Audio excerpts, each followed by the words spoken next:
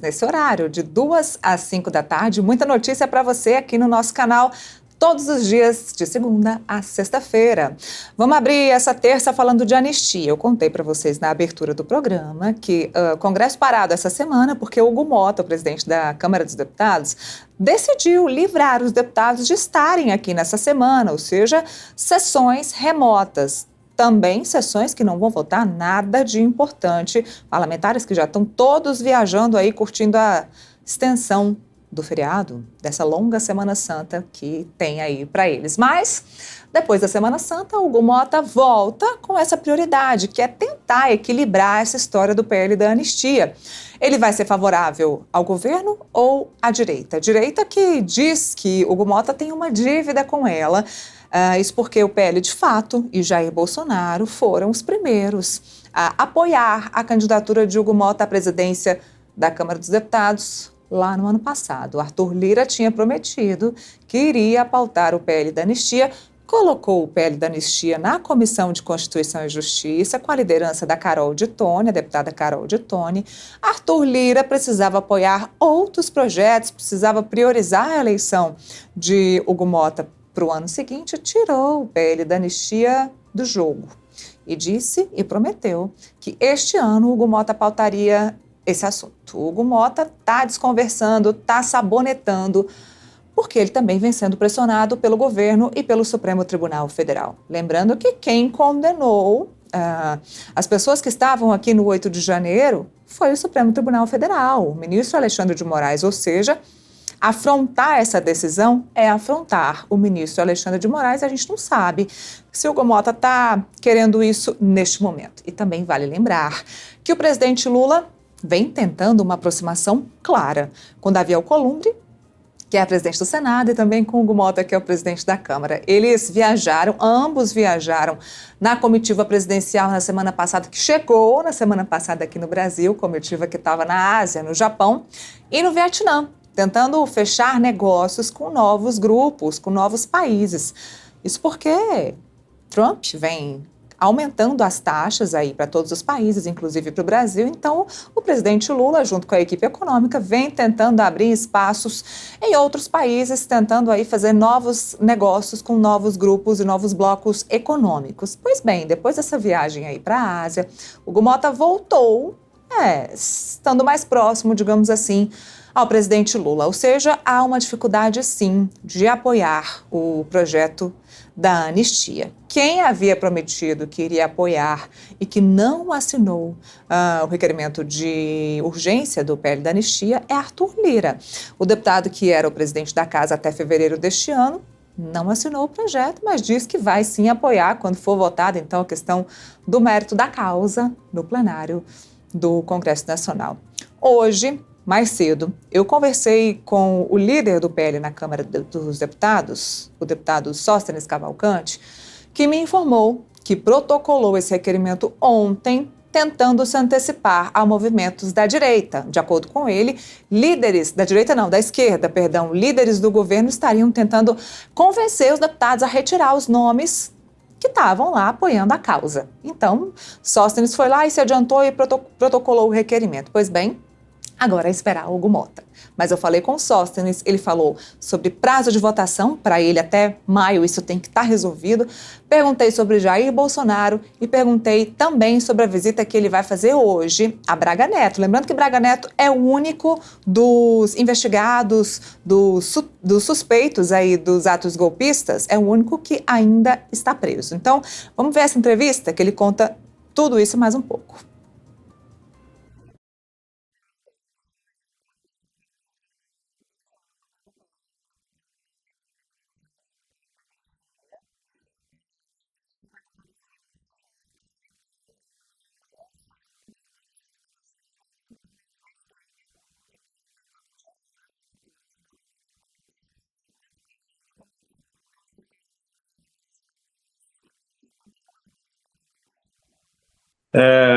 Uma alegria estar aqui com vocês. A verdade é que desde sexta-feira, quando nós chegamos ao número de 265 assinaturas, eu coloquei toda a minha equipe para ficar o final de semana todo trabalhando, porque as assinaturas elas podem ser online, e a cada 5 minutos ficar monitorando para saber se o governo ia jogar pesado com as retiradas. No fim de semana não aconteceu nada, permaneceram as 265 assinaturas. Já na segunda-feira eu acordo às 8 horas com o primeiro telefonema de um deputado dizendo que o governo tinha ligado, tinha pressionado, mas ele não ia retirar porque ele tinha compromisso com a pauta da anistia. Logo depois, outro colega me ligou da mesma forma e em seguida o terceiro. Eu já coloquei um alerta total na minha equipe e quando foi por volta das 12 horas, 13 horas, eu não sei precisar bem um momento aqui agora, uma deputada retirou a sua assinatura, que é da base do governo, era do MDB. Quando eu vi isso, já tinha feito durante os fins de semana um estudo com toda uma equipe de assessores do PL e do meu gabinete sobre regimento interno. Passamos o fim de semana estudando o regimento e detectamos que a melhor forma, se isso viesse a acontecer, era dar entrada de maneira de surpresa, não é, o famoso checkmate, porque agora, para o governo retirar as assinaturas, ele vai precisar de metade mais um dos 264 que assinaram, o que é uma tarefa impossível o governo conseguir 133 assinaturas para retirar esse requerimento.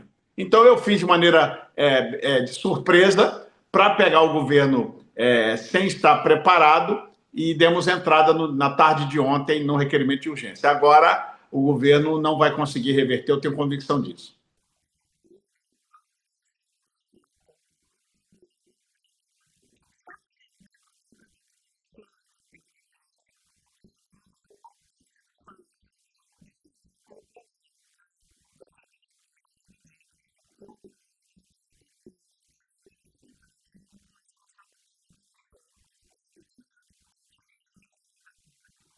É simples, porque este é um assunto que está sofrendo resistência dos dois outros poderes.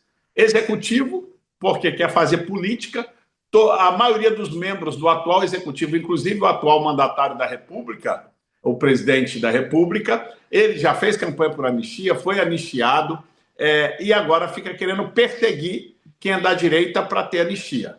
E o segundo mais grave para mim dos episódios é também a pressão que o Supremo Tribunal faz. Ora, o Supremo não deveria fazer pressão política, aliás, nem se misturar com assuntos políticos. O Supremo é magistrado e deveria simplesmente falar nos autos, mas está exercendo papel de pressão em todos os sentidos, emitindo opiniões públicas sobre isso. Haja vista o ministro Gilmar Mendes, que foi agora no outro lado do planeta para fazer palestra e emitir opiniões públicas, o que não é matéria inerente de um magistrado emitir opiniões fora dos autos, mas parece que isso virou comum no Brasil. E também, na minha avaliação, a busca e apreensão que foi feita há 2 quinta-feiras atrás na prefeitura, onde o pai do presidente Hugo Mota é prefeito, ou trabalha, não sei se é prefeito ou se trabalha, não tenho essa informação precisa, isso para mim soa uma chantagem do STF para pressionar o presidente Hugo Mota, bem como trazer de volta para a mão de Alexandre de Moraes um processo antigo que já estava em outras instâncias do presidente do PSD, Kassab. Esses são os meios, para mim, nada republicano que o STF anda usando métodos muito estranhos, antidemocráticos, para chantagear pessoas que pensam diferente. Ora, o STF não está aqui para fazer política. A política fazemos nós, os mandatários. O STF está para se manifestar nos autos e ser o guardião da Constituição, nada mais que isso. Mas decidiram fazer política quando a gente tem o presidente da Corte que usa a frase tal como perdeu o mané, você acaba desacreditando do Supremo Tribunal Federal.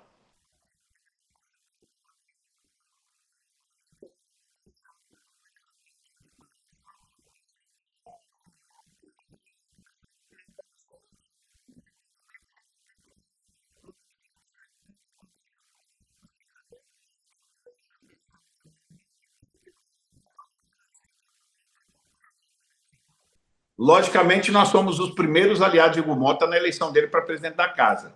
E por mais que tenha gente, interesses escusos, de nos jogar contra o presidente Hugo Mota, a gente tem a sabedoria e a habilidade política necessária para que isso não aconteça. O presidente Hugo Mota é aliado nosso, ele não é adversário. Lógico que ele está pressionado, e é nosso dever, como colegas de parlamento e respeitando a cadeira institucional que ele tem de presidente, não constrangê-lo. E é por isso que, antes de dar entrada a esse requerimento, que foi uma mudança no que eu tinha combinado com ele, eu ia aguardar a volta dele, eu tive que mudar a estratégia, por isso eu liguei para ele no dia de ontem, minutos antes de protocolar o documento, e estou totalmente alinhado com o presidente Hugo Mota. E ficou de quando ele voltar agora, de verdade, se para aqueles que consideram o projeto da anistia uma bomba relógio, que para mim não é, para mim a solução e fazer justiça a centenas de pessoas, esta bomba relógio agora fica no colo do presidente Hugo Mota, que terá que decidir. E nós vamos com muito equilíbrio, com muito respeito, conversar com ele na volta, e espero que sim, na reunião do Colégio de Líderes, no dia 24, esse assunto seja incluído na pauta, para a gente votar a urgência na semana seguinte. Se o presidente quiser votar a urgência numa semana e mérito na outra, é um direito do presidente. Se ele quiser, como outras matérias, votar urgência e mérito no mesmo dia, já para resolver esse assunto de uma vez por todas, é uma decisão pessoal do presidente Hugo Mota. O que nós precisamos é que ele possa finalmente acatar o desejo da maioria dos seus pares. A maioria da casa disse: queremos a urgência ao PL da anistia. Está assinado, está dado, protocolizado, dado entrada na casa, e agora a gente tem que deliberar sobre a matéria no plenário.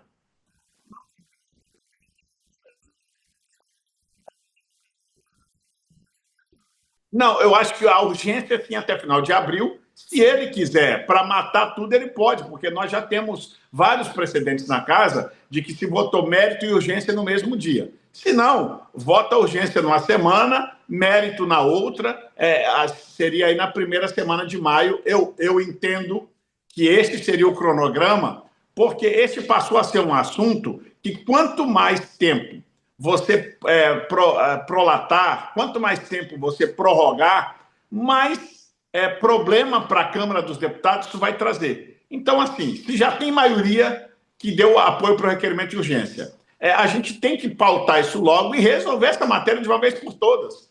E na democracia, quem tem voto aprova, quem não tem voto perde, desaprova, e a vida que segue normal. Não é por causa deste projeto que vai parar o Brasil, que vai gerar crise institucional, como alguns aí estão vendendo. As instituições brasileiras são sólidas. O que não pode existir é o que está acontecendo: interferência de um poder sobre o outro. Isso não é republicano, não é democrático.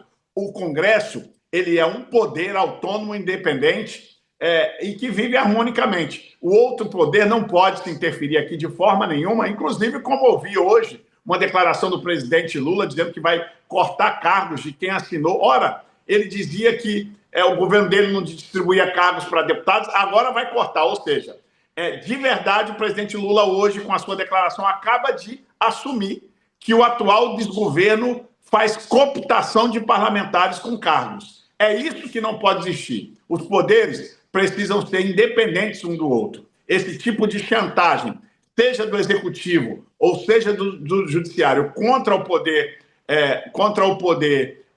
legislativo, não pode existir, e muito menos o legislativo para com o executivo ou judiciário. Isso não é democracia, isso não é republicano.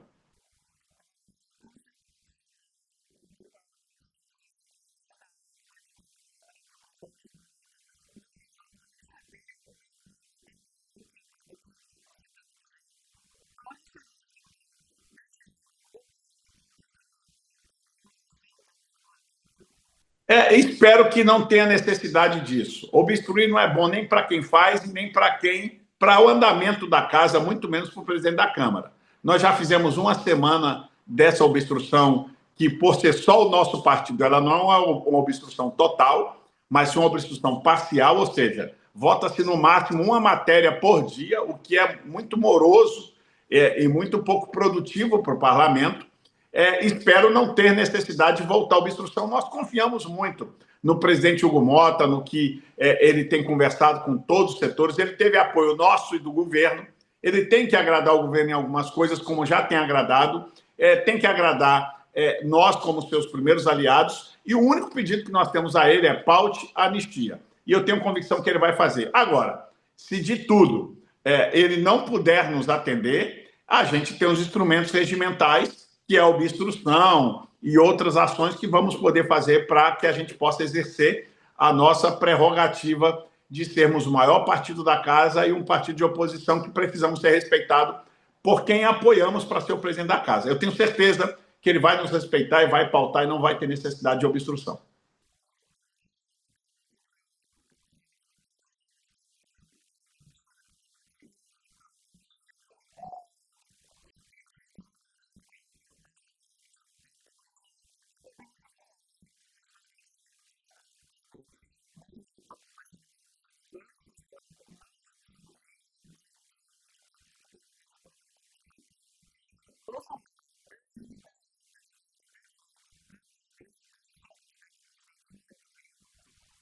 O presidente Bolsonaro hoje não é candidato por duas decisões do TSE, que o declararam inelegível por conta de uma reunião com embaixadores e um suposto abuso de poder econômico por um evento no 7 de setembro que o trio elétrico foi pago pelo pastor Silas Malafaia, não por ele. Só tinha um trio elétrico. Eu não sei de onde isso é abuso econômico. O trio elétrico pode custar aí um aluguel disso por algumas horas, 20, 30 mil reais, que foi pago por outra pessoa, não por ele.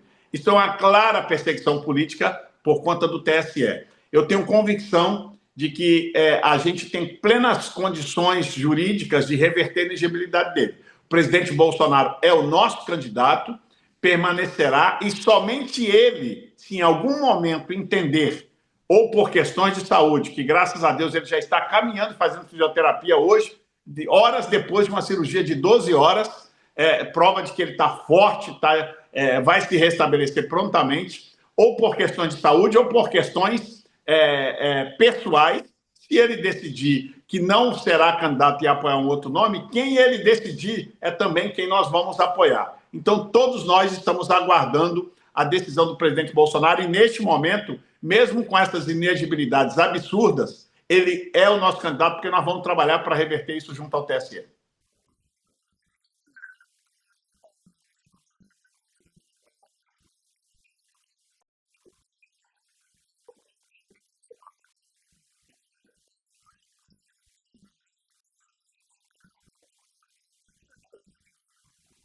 Eu fiz o pedido, sou um amigo do general Braga Neto, não tem transitado julgado, e eu fiz o pedido por três motivos. Primeiro, antes de ser deputado, eu sou pastor evangélico. E como princípio cristão, a Bíblia me ensina a visitar aqueles que estão encarcerados. Então, é meu dever cristão de ir. Segundo, eu sou amigo dele na convivência que tivemos no partido, e é dever de um amigo visitar o outro quando está numa situação dessa. E terceiro, eu sou líder hoje do PL, e é dever também do líder do partido procurar um colega correligionário que foi candidato a vice-presidente da República, e eu estarei visitando ele sim às 14 horas hoje, eu e mais dois familiares, porque só pode 3 visitas por dia. Hoje seria o dia da família, abriram uma exceção, só vai 2 familiares e eu. Na quinta-feira vão outros senadores, porque tivemos 24 parlamentares autorizados. Eu, como deputado federal, e 23 senadores também têm essa autorização. Eu tenho certeza que vai ser um momento de muita alegria, de rever um amigo, de orar junto com um amigo e dar um apoio espiritual, moral, social a ele nesse momento de dificuldade, porque prisão não é um lugar que ninguém deseja, e independente da decisão de mérito, porque para mim a prisão dele não tem respaldo e é preventiva, é um absurdo. Eu não sei se na história mundial existe, na história do mundo, algum general 4 estrelas, condecorado, reconhecido, preso. Isso, para mim, é um ataque à soberania nacional. Eu acho que isso não tem um conhecimento na história mundial que tenha acontecido com um general 4 estrelas de nenhum país, um absurdo de uma prisão como essa. Mas os tempos em que vivemos no Brasil são tempos sombrios de ataques, inclusive a uma das grandes instituições que é o Exército Brasileiro. Se a gente não respeita mais nem o Exército Brasileiro, onde é que nós vamos parar com as nossas instituições? É por isso que eu vou visitá-lo hoje com muita alegria.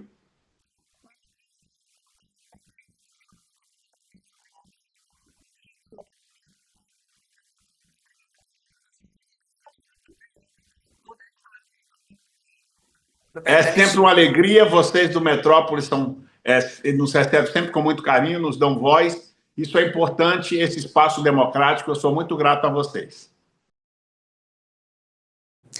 Ótimo, isso é o que diz Sóstenes Cavalcante, ele que está à frente aí de toda essa parte, toda essa liderança da questão do PL da anistia. Mas tem outros personagens que a gente vem deixando de lado. E um grande personagem dessa história é a nova ministra Gleisi Hoffmann, ministra de Relações Institucionais do governo Lula. Ela tem um gabinete lá no Palácio do Planalto, fica bem pertinho ali do presidente Lula. O papel dela, para quem não sabe, é fazer essa interlocução entre Palácio do Planalto e Congresso Nacional. Isso ela vem fazendo bem, viu? Até no que diz respeito ao PL da anistia. Tem matéria nova no nosso portal, matéria do Igor Gadelha, que conta pra gente que a Gleisi diz que não está trabalhando em retaliação para tirar as assinaturas da base do governo da questão do PL da anistia. Ela usa o termo retaliação, diz que não está fazendo retaliação, mas ela admite que vem procurando os deputados da base do governo e os deputados do Centrão também, aqueles deputados que estão com aqueles partidos que estão com ministérios na esplanada, como União Brasil, como PSD, como PP. Ela confessa que vem procurando sim, mas que não é uma retaliação. Ela diz que é um convencimento, tentando mostrar para esses parlamentares sobre a dinâmica e sobre a preocupação que ela tem e dos riscos de essa pauta ser aprovada, riscos políticos, riscos jurídicos. Então ela não fala de retaliação, mas fala sim que vem tentando procurar esses parlamentares da base que apoia o governo Lula, a base dos deputados que apoia o governo Lula. Falando sobre